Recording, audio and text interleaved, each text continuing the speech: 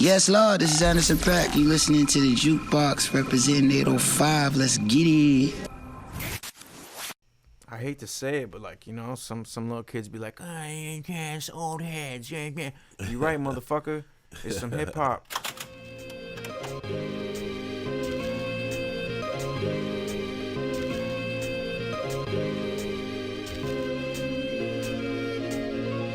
Now he said I'm crazy. Now he said I'm crazy. Now he said I'm crazy. Maybe it's cause you own them drugs. He said I'm crazy. Now he said I'm crazy. Now he said I'm crazy. Maybe it's cause you own them drugs. Seen around town using the force of a Jedi. Swag updated, hashtag schizophrenic rhymes. Try to rationalize, something's too crazy to think. Picked up my mind, it was during a gutter sweep. Some seem to think I carry on me the mind of a mad person. Thought about calming down, but nah, dog, it ain't worth it. When people tell me what to do, I tend to just curse them. Using my freedom of speech, I tend to just flourish. Malnourished since the day of birth. Till I came a certain age, had me question my worth. Certain verses I heard while lurking had me mighty morphing into another version of myself. In time, I grip the rhyme and rhythm. Do I consider myself a schizo? Just a little. Trying to figure me out will be another riddle. Little did they know from where I come. I'm just your average fucking crazy Mongrel from 91. Before we begin, I want to thank our sponsor, Rough to Fluff. For all of our Ventura County-based listeners looking to get your dog groomed, look no further than Rough to Fluff. It's a female and family-owned and run luxury dog grooming salon located in Camarillo. For more information or to book your appointment now, call 805-702-4445. That's 805-702-4445. Call now. Welcome back to the Jukebox. It's been a minute, but we are back. Today we got a very special guest. He's a whole character. He's a whole identity. The Oxnard supervillain. Oxnard supervillain. Mongrel from 9-1.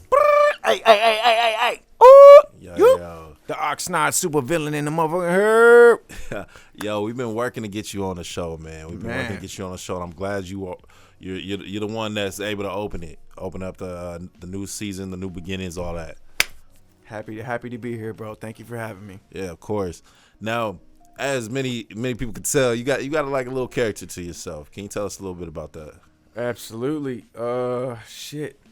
I'll try to make this long story short, but I remember I got sent to Oxnard because I was born in Oxnard but raised in Vegas, and we had to move to Vegas because my dad got in trouble here in Oxnard when he was around my age. So naturally, when I was in Vegas getting in the same trouble, my parents sent me over here. And that's when my uncle Jonathan Murata, he put me up on game with Madlib, J Dilla, and MF Doom. And that's the vibe I kind of had when I first saw your work, with the mask, the whole aesthetic vibe, the beats, the samples, all that stuff. I definitely felt Madlib, definitely felt MF Doom. So those are your inspirations. Are there any other? Oh, several. I would say Korn, POD. A lot of metal music, Suicidal Tendencies. I would also say Wu-Tang. And rest in peace to my homie Kyron Dean. A lot of shit from down south. 3 6 Mafia, Evil Pimp, DJ Screw, all that shit, man. Zero. That was a huge part of my upbringing. Especially, in Vegas. Vegas is the kind of place where, you got people moving from everywhere, and they all come in with their little baggie of goodies, and we just kind of there to share it with each other. You know what I'm saying? So. Yeah, man, I would say my biggest inspirations are definitely like Korn, Rage Against the Machine, MF Doom, Com Trues, he's an electronic producer. Let me see who else. Pink Floyd, huge. Yeah. Wu-Tang, Big L. just about anything that Jay Dilla or Madlib has ever touched, and word up Tyler the Creator. That's definitely one of my biggest inspirations, man. His music carried me through a lot of things in my life, so I thank him for that. And yeah, man. And you've bounced around a lot, right? Whew. It seems in your music you're talking about 805, you're talking about Vegas. Can you tell us a little bit about that? Yeah, sure. So when I was I was born here in Oxnard, California. Both sets of grandparents, they met here. My mom's parents, they were both, immigrant farmers from Guadalajara, and my dad's parents pretty much were here through the military. My grandma was a Navy nurse, and my biological grandfather was a police officer on the Santa Barbara Police Department, the only black officer in 1972. And I can't forget about my actual grandfather, my Lolo. He met my grandmother on the base working Department of Defense. So I've got like this weird kind of, military gangsta fucking, we were like some military brats, and we ended up fucking, not doing so well. Family drama, you know what I mean? But yeah, everybody is here. Everybody. I only have my immediate family, which is my mom and my bro, out in Vegas. And the only reason that we had to move out there was because my dad was a Crip in Lemonwood back in like 1993. And he got shot at. So we were exiled to Las Vegas, which was probably one of the best things to ever happen to us, to be quite frank. And at what point and in what city did you begin your musical journey? You know what? My musical journey started when I was in a group home. Up until that point, I was down to rap. I was always down to rap. Especially, you throw me a couple Zans, fucking drink a few brews. Oh man, I'm cutting loose. You feel me? And that's kind of what incited my ability to rap, and I knew to believe in myself. So, once flash forward to 2014, I'm all strung out on heroin and Xanax and all kinds of other shit in Vegas. I moved to a group home in Calabasas, and yeah, man, I remember there we had this one night called Sunday Night Cypher. Mind you, the demographic there was like 96.7 Caucasian. I was the only brother there. But, I was like, fuck it. You motherfuckers down to rap? Come on. So we used to have a Sunday Night Cypher. Every Sunday we come with instrumentals. And I remember that's when I started writing my first raps. And I was sober at the time, completely sober. And I was killing it, man. I was killing it. And I loved the way that it made me feel. I loved the way it felt to be back in the cypher, and not be all wasted. And I just decided, yeah, man, this is something that I want to pursue. It's like you just get that feeling inside you, like, you can do it.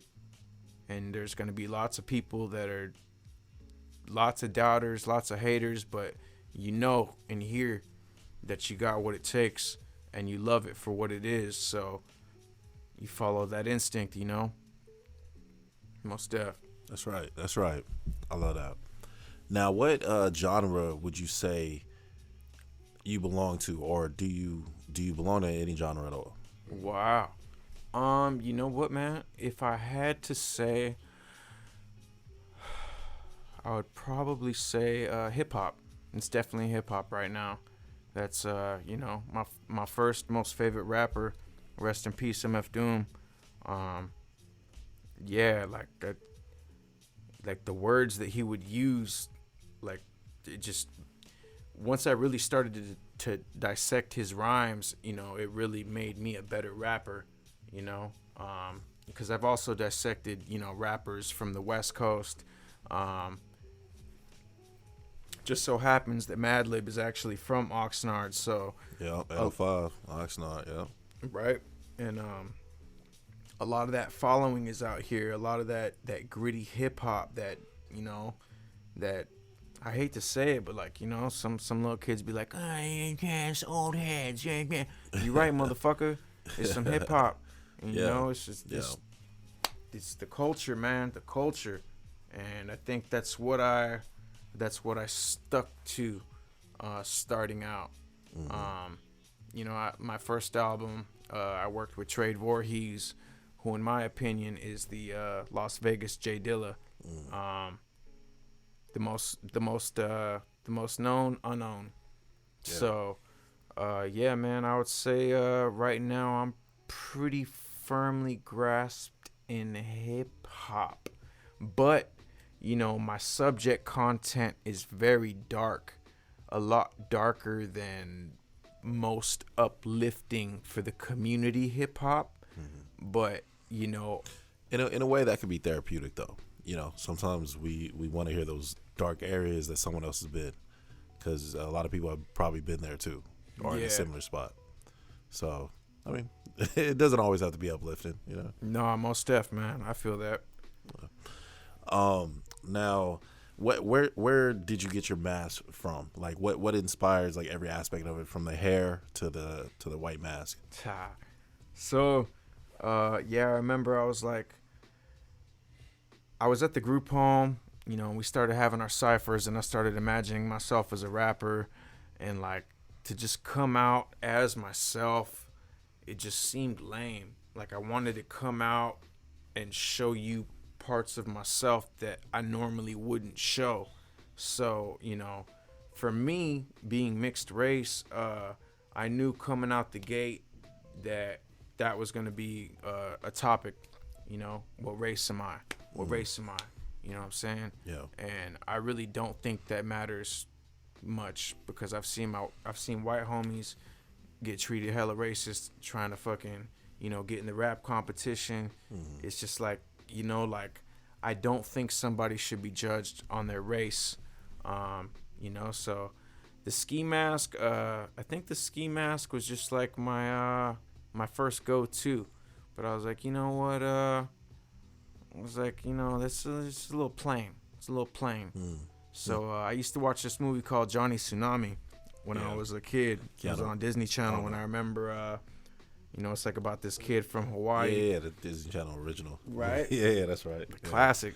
And I remember, he like Johnny Tsunami comes from Hawaii to this snowy ass place, and he's at a private school, but he rides the bus with his homie, and he's a brother, and he goes to the public school, and they start kicking it together, and they start snowboarding. And I remember one of the symbols that you were cool enough to ride the biggest mountain were the dreads that you wore in that movie. And it made you look all crazy and shit, you know what I'm saying? Yeah. So I was like, it just felt like freedom, like the dreads made me feel like yo, I'm the shit, and like damn right I'm welcome to fucking ride this mountain. Yeah. And not to mention, the homegirl Jay Lynn back in it was like 2010, she hooked me up with some dreads, and I miss them very, very much. Maintenance your dreads if you ever plan on getting them. Gotta take care of them. But yeah, man, this is kind of like a nostalgia thing, but also kind of a symbolism that, I can ride the mountain, homie. It's like most definitely. And I picked the white ski mask because I felt like a black one, it was just too plain. And it's funny, man. I've performed like 3 different parts of the country. And in each part, they always try to be like in New York, they were like, I remember I was like in line at the rap competition, and like they looked in my backpack and they saw the mask. He's like, hey, you know what, kid? He's like, they thought you were white. He's like, they thought you were white. I'm like, ha ha ha ha. Joke's on you, motherfucker. No, I actually am part white. But I just think it's funny how, each person that sees me, I mean, it's like I'm brown under here, but the way that I speak, the things that I speak about, can like make you feel one way or another about me, you know, based on what race I am. And I didn't really like that. So, you know, I just wore the mask like, fuck it, bro. You know, make what you will. Your ears will remember me for sure. All right, so what would you say some of your greatest successes so far and failures so far have been? You know, like my uncle told me, he told me not to stop with this music shit because I'm on the uphill trajectory, which means that every time I look back at what I just did, it's better than what I did before. It's like, without a doubt. So, you know, I'd say my greatest accomplishment was making it to New York, to the team, not Team Backpack, it was World Underground. It was a rap competition, and yeah, I poured my heart and soul out to try to get into that, and I got in, and I got summoned to New York City, the Melrose Ballroom, and yeah, it was crazy, man. It was my wildest dreams, like being on a fucking airplane with my mask and my backpack, you know. Yeah. Just like showing up, and not only that, but you know, I was really, really strategic with my marketing. I wanted to be seen. I wanted the algorithm to notice me, so I posted at the right times. And when I got out there were people who already knew me, and I was like, the battle is already won, you know. So, you know, a lot of people definitely out there vocalized that they did not like my ass, but it is okay. That's because all right. You always gonna have haters, man. If you know, if the haters are there, then you know, so is the ladder. One cannot exist without the other. So when I saw my haters, I was like, tight. That means there's some fans out there somewhere, somebody to fuck with me out there, you know. So That's right. New York is that's the Mecca. So, you know, anytime anybody from over here come out there, they're like, oh, what are you doing, huh? You studying? You're like, second motherfucker, it's West Coast, my nigga. Yeah, that's right. That's right. What's your next moves as an artist? Album. I'm working on an album right now.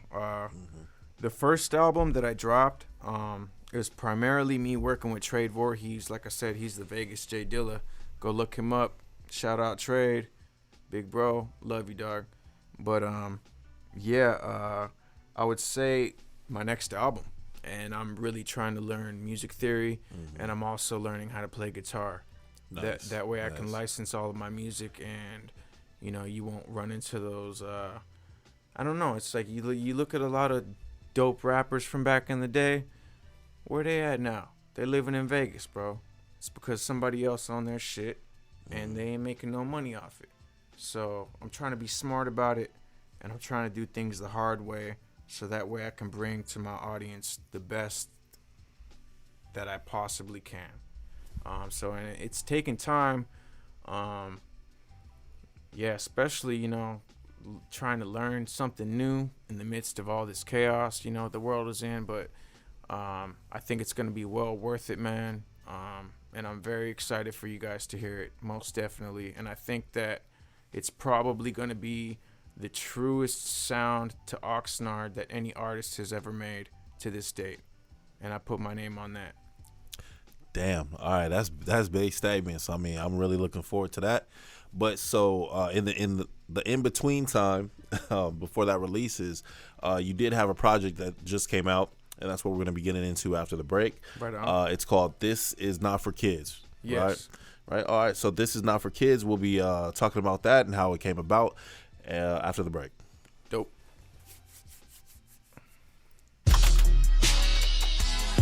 Las Vegas, yeah. Las Vegas. As I skate the strip, you already know my mom's gonna trip from how late I get home. I give a fuck though, spending mad dough, blowing fat O's at Excalibur Casino. God, please forgive me. But the things I seen in this city got me feeling like I'm straight tweaking. I've seen these lights ever since I was young. I was raised in a city burnt up by the sun. No one knows no one. What happens here stays. The strays get away with crimes getting faded on vacation. My dad calls himself Vegas Dave. We only came here cause in Oxnard he got sprayed. I'm the motherfucking Mongrel from 91. Mixed breed kid raised in the Vegas sun. Trust no one. My pops always taught me I did. Now I'm trying to leave cause I caught a felony.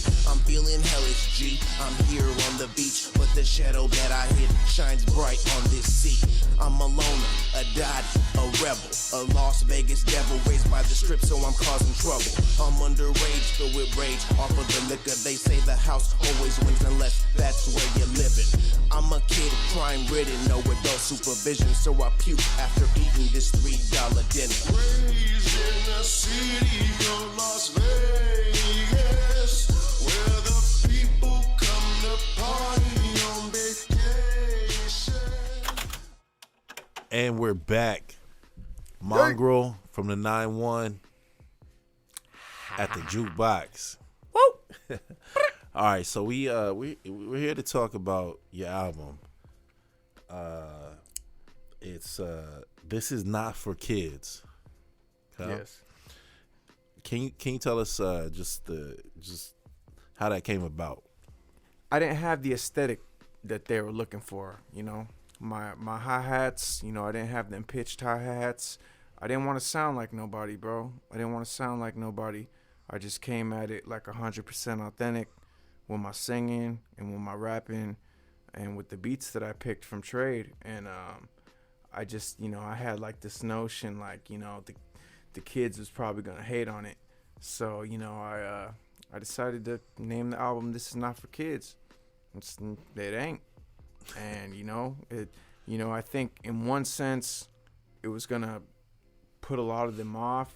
But then in another sense, they're going to be like, wait a second, it's not for me, you know, fucking, they'll end up listening. The rebellion. Right? type of vibe. Yeah. Yeah, and what do you kind of explore on this album? Oh, man. So, you know, I had a studio in Calabasas pre-COVID. It was on Holland, man. I love that spot. It's my bachelor pad. And I made a lot of great songs there, bro. And most of the ones that are on the album came toward the end of my stay, which was the beginning of COVID. So, you know, it's kind of like a descent into darkness, you know. That's when the album started. I remember I got back to Vegas after leaving LA from COVID, and you know, I still had to finish the album, you know, and the first few songs that I had finished, they were already kind of like melancholy, you know. A lot of times I sing happy about things that make me very sad. So, you know, it kind of went hand in hand with the COVID. So, you know, I moved back to Vegas. You know, I had like 4 tracks that I had made here in Calabasas. And, yeah, you know, I moved back to Vegas. I was living in my mom's house again, sleeping on her couch, recording songs in her kitchen. And for that matter, I probably recorded more than half of the album inside of my car. You know, you gotta do what you gotta do. No excuses. You know, if you got a phone that can record, man, you better record a song. No excuses. So yeah, you know, I decided to move back to Las Vegas. What was it? 2020 October. And I had to leave my studio behind. You know, the album, 4 songs finished. And, you know, moved back in with my mom, sleeping on the couch. Gotta wake up every morning hearing her telling me, oh, you need to get a job, and no, this mask is stupid, David, like, you know, you gotta do this, and I'm just like, Mom, I love you, but shut the fuck up, please. It was so hard, man. It was so hard, you know. And to finish the album in her 2-bedroom apartment while I was sleeping on the couch, having to record in the kitchen, and for that matter, I recorded like more than half of the album in my car. out there in the Vegas heat, 120-degree weather, and I would have to shut the car off every time I needed to fucking do a take, and it would be like, the car would heat up so fast, but you know what? I was like, I'm gonna do whatever it takes, man, and I'm gonna get this album done. I need to get this off my chest, and I told myself that I was gonna get it done before my 30th birthday. That was my main goal. Yeah, I'll say on the album, I definitely heard a few mentions about like that milestone, 30 years old. What does that mean to you? Seems like at 30 years old, you should probably have a following, in the sense that, like, you know, like with any career or with any job, you know, after you're there for so long, you do it for so long, you're gonna have people that are looking up to you, and they, you know, they want to know how you did what you did, you know, and that was definitely a big deal to me. Yeah, you can't lose hope, no matter how old you are, where you are, what you're doing. You know, my first songs that I ever wrote, Mijo and Since 91, I wrote those songs while I was working at a rehab, and I was at work when I wrote them. And I remember the chorus for Since 91 is, they say I'm crazy, maybe it's 'cause you on them drugs. And yeah, it was because I was at a rehab, and that night I was playing beats inside the medical office, and all these people were coming at me crazy, trying to get me to give them their meds. And you know, I was just like, I guess, I don't know.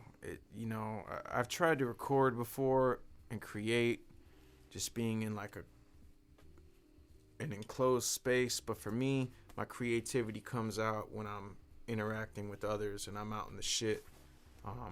Took a long time to figure that out, but yeah, I think that's when the best things will come out of you. No matter where you are, if you're on the bus, you know, bathroom, get out a little notepad, write down your thought, let that shit grow, and it'll turn into something beautiful that somebody else will hear and resonate with. I agree, and that's a beautiful thing. And you know, I feel like that's what a lot of mainstream artists are missing, is that grind, that strive, that's real life shit going on in the background. When you're a millionaire, it's hard to talk about the struggle, I feel, you know. And that's what I like about your music. I definitely feel myself on what's the name of the song? The one about the DMV. What is it? Taking forever, right? Yeah. Taking forever. Yeah. I definitely feel that, bro. Yeah. I definitely felt that one, you know. And there's a couple more tracks where I'm like, yo, that's grown up, you know, out here, you know, and other places. You know, I feel like a lot of places can relate to that type of vibe. So you did mention that you have another album on the way. What can we expect from that?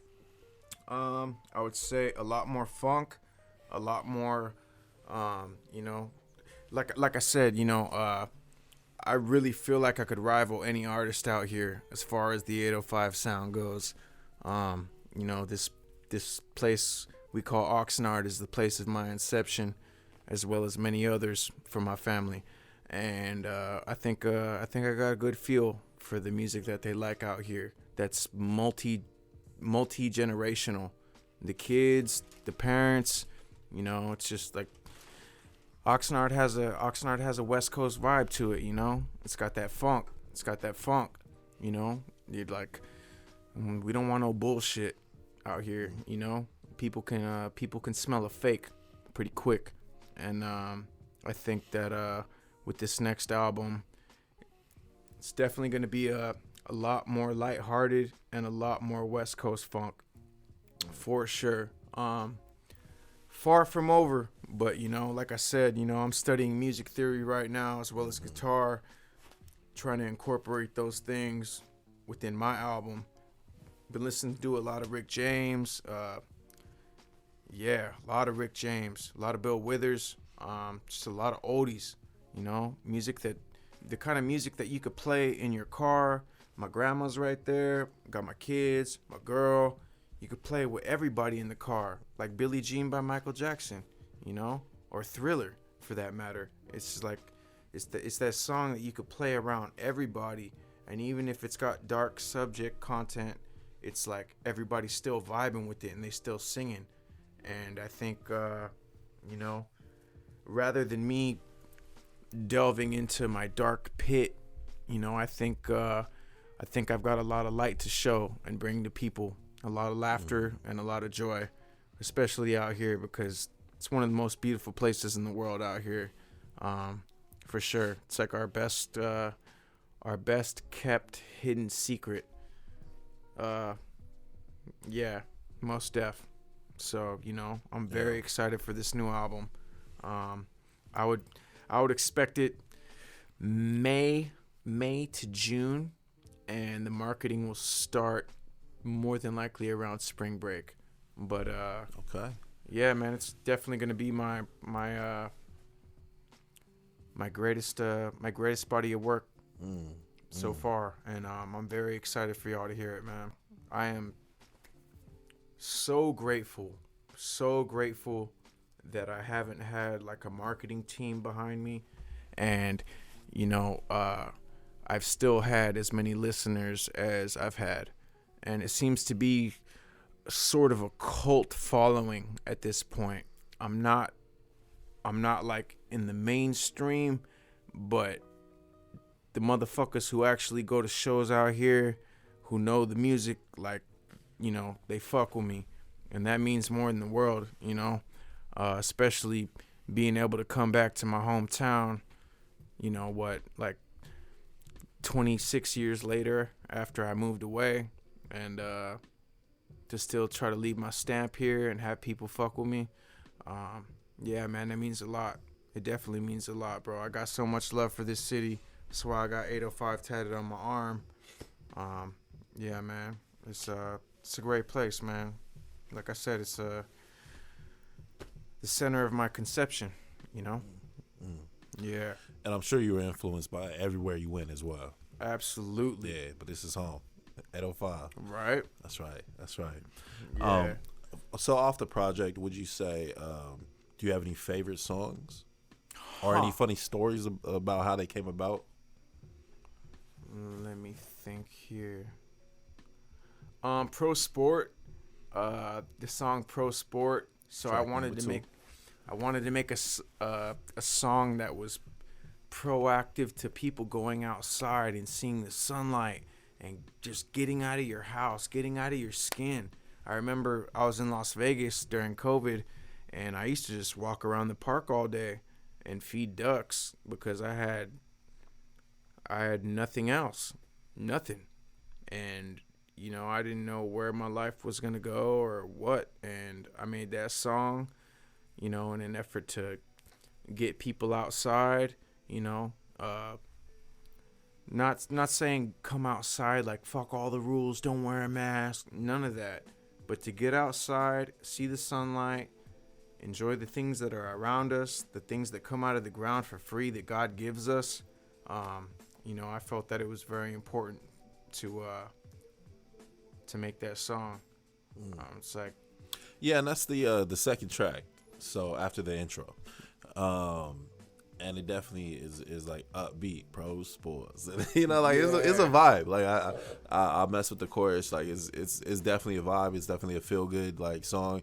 So I get what you're saying. Any other like favorite tracks or funny stories to how a track came about? I'm trying to think. Let me see. The DMV song.